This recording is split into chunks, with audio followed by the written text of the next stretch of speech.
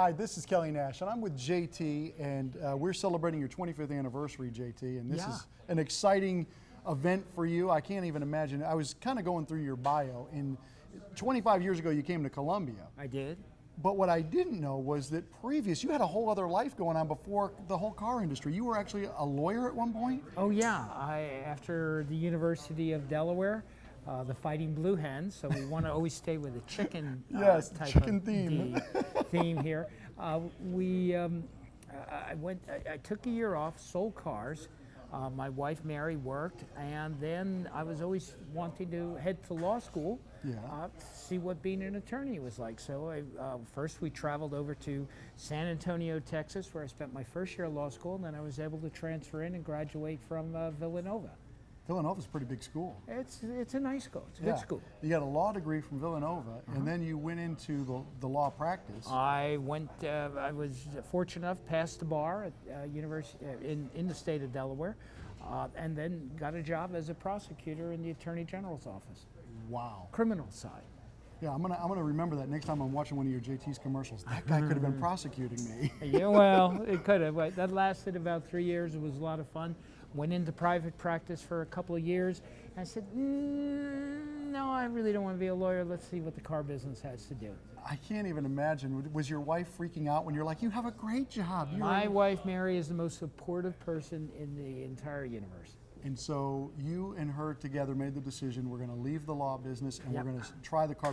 Now you go back in as a car salesperson? No, I went back to the original dealership I started at, became a BMW manager, and then Pontiac, we don't even have Pontiac anymore, and then left there, went over to New Jersey for at that point, a pretty small group, but they since expanded, and then I stayed with them. I did a little legal work for them, training work, administrative assistant, just had my hand in everything.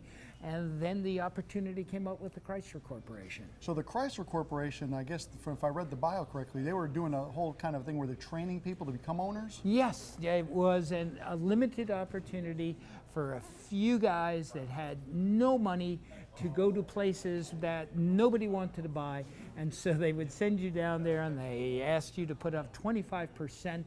I think I needed $140,000 and I had $140.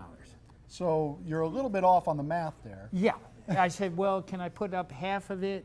And they said, sure. So we took a second mortgage out on the house. Mary, again, was very supportive, put up half of it, earned the rest, and came and started Dodgeland on Greystone. So you're Dodgeland, first we're on Beltline, that's where I found the dealership, and then from Beltline, we moved over to Greystone. And so you're telling me Chrysler, we couldn't find anybody who wanted to come to Columbia at that time? No.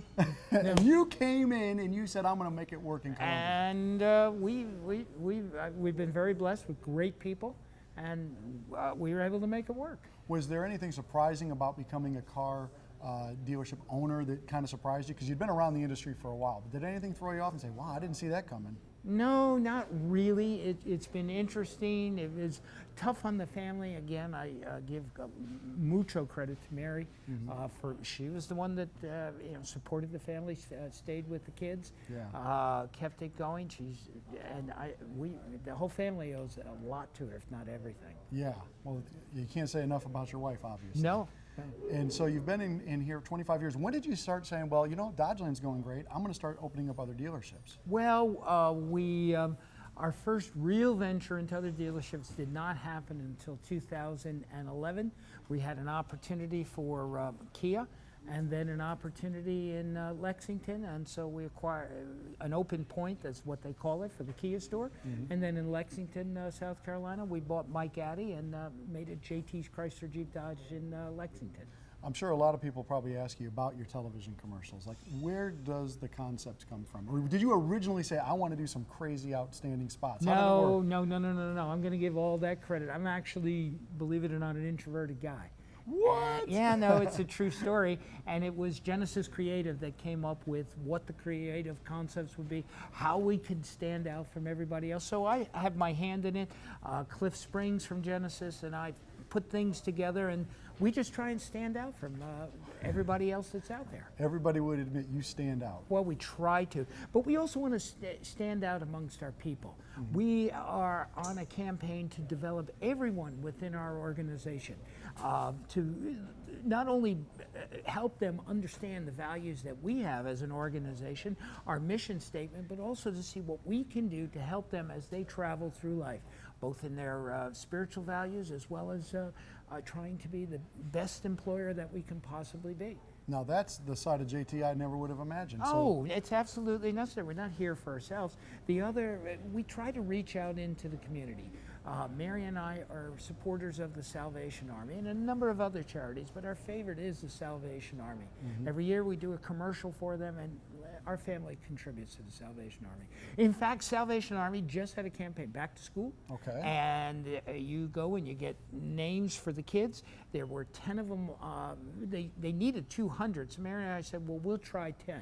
3 hours later, on tax-free Saturday, we were there with everybody, and we were absolutely tired at the end of 3. We can't imagine how families did it. But we, bought some back-to-school things, clothes for kids. We enjoy it. It's a way of giving back. It's great to see you're contributing to the community. And tell me a little bit more about this training of your people who come to work here. Do people come and work for you for a long time? Do you grow them through a system? There's a manager over here who's been with us for 15 years. My chief operating officer graduated from the University of South Carolina 16 years ago. Wow. And has not worked anywhere else. Our general managers in our stores, long-term, salespeople, long-term, technicians, long-term, office staff, long-term. We try to do the absolute best we can to develop our people, and we're open to them. We don't do everything right, so we have a President's Council, and they tell me, you need to improve here, you need to improve here, and then sometimes I'm sitting in President's Council and go, holy cow. Are we doing anything right here? Yeah, right. Let's get this stuff right, guys. And then every manager knows after we've had a President's Council, because we're going to straighten that one out. That's great. Yeah. Well, JT, again, you've been an impact on the community, kind of not as well known for some of the things, but like you said, you do that one TV commercial for the Salvation Army, which people see, but you do a lot of stuff quietly behind the scenes as well. That's the way you should. Yeah, and I just love what you're doing with your people here. This is a great system that you set up, and I've met a lot of great people hanging out with you today. This is an awesome system that you've got. Kelly, we're only here for a short time. I'm blessed to be taking care of it for a short period of time. We want to make sure that it's better when I leave it. What an attitude. All right, that's JT celebrating 25 years in business, and it's obvious why now. Come on down and say hi to JT. We're at JT's Key on the corner of 77 and Killian Road. Thank you, Kelly. I really appreciate it. And thank you to WLTX.